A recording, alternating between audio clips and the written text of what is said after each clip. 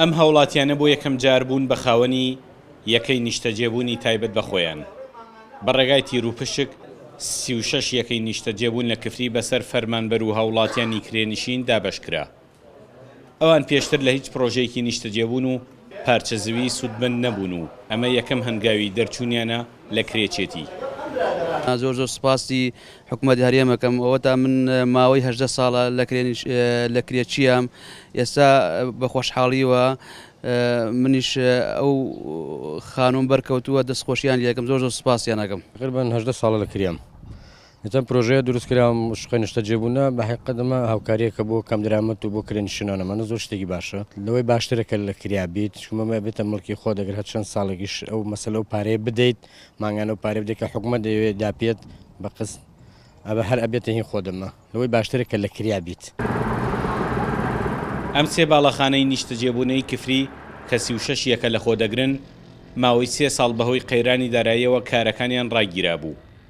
سەرەتای ئەم ساڵ بە فەرمانی قوبات تاڵەبانی جێگری سەرۆکی حکوومەتی هەرێم تەواو کران. بە شێوەی قستی درێژخایەن و بەپێی خاڵبەندی دابەشکران.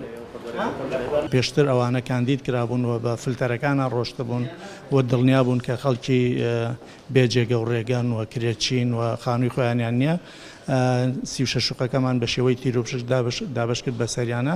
هیوادارین ئەمە دوا پرۆژە نەبێ هەرچەند پرۆژەیەکی تر ئێستا لە تەواوبوونایە بەڵام بەهۆی قەیرانی داراییەوە دواکەوتووە. مژدەشە دەین ئەوانەی کە ناویان لە احتیاتەکانە لە دوای ئەم پرۆسە ئەگەرەوە تەواو بوو ئەوان ئەولویاتیان هەیە و کەمێک لە ئازار و کێشەی نیشتەجێبوون کەم کاتەوە. ئەمە یەکەم پرۆژەی نیشتەجێبوونی حکوومەتە لە کفری دابش دەکرێت.